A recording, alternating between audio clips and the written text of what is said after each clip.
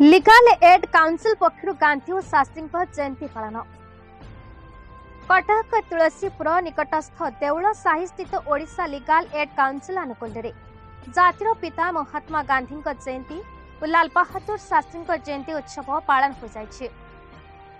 अवसर में कार्यक्रम को परिचालन अध्यक्षता करते आईनजीवी देवेंद्र नारायण पट्टनायक, मुख्य अतिथि भाव जोगदे सेल टैक्स विभाग टेक्निकल ऑफिसर शोभावती सेठी, सम्मानित अतिथि भाव ललित मोहन सेठी, आईनजीवी गौरी शंकर नंद, प्रियंका साहू, बनवासिनी मिश्र, चेतना प्रियदर्शिनी प्रमुख उपस्थित हुई गांधीजी और शास्त्रीजी आदर्श निस्वार्थपर तथा अहिंसा नीति नैतिकता विषय आलोचना करते।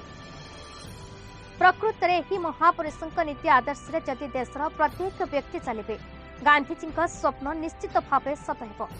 आज समाज जो कुकर्म करुछि सेपरि भूल आउ करिब नाही। आईनजीवी दुखीश्याम दास, वाई भास्कर राव प्रमुख जोगदी कार्यक्रम को व्यापक भाव में सफल करते।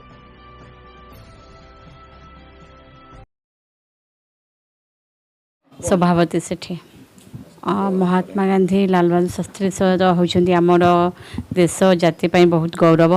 से महापुरुष जहाँ आम पराधीन भारत स्वाधीन भारत प्राप्त कलु।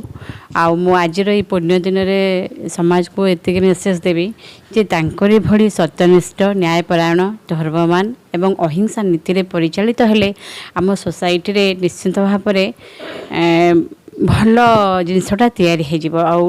राति पाहिला एमती क्राइम, मार, फौजारी एगुड़ा सब हेब ना।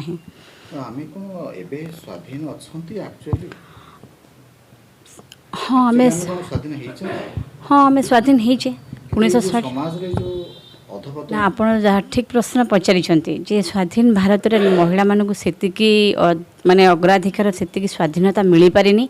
जे जड़े राति 12टा पर कौन संध्या 7टा पर भी कौन लेडीज सेफ्टी नुहे, माने बाहर को तो जाई परिवार चांस ही ना। गले बहुत प्रकार सुविधा हम समाज को ही दायी करवा मोर ये व्यवस्था को। एबे तो पशु भी मनीष को भल पाऊे श्रद्धा और प्रेम माध्यम किंतु मनीष से एमती पाशविक प्रकृति करुछि जे समस्त पाखरे से घूर्ण्यर वस्तु हो जाउछि। समस्त ताको घृणा ही केवल करेंगे। तो ताले कोन तार बात आम मैंने सचेतन हवा निहाती दरकार। समस्ते सचेतन हे तो कहीं भी करें से जिनसटा। मु श्री देवेंद्र नारायण पट्टनायक एडवोकेट एवं लीगल एड काउंसिल संपादक भाव काम करुच्ची।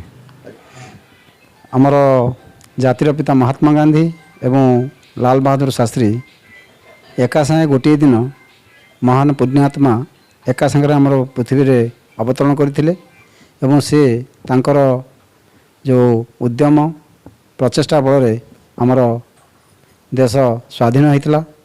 से दुहे निजे जड़े राजनीतिज्ञ सहित से माने फ्रीडम स्वाधीनता संग्रामी मध्य थिले।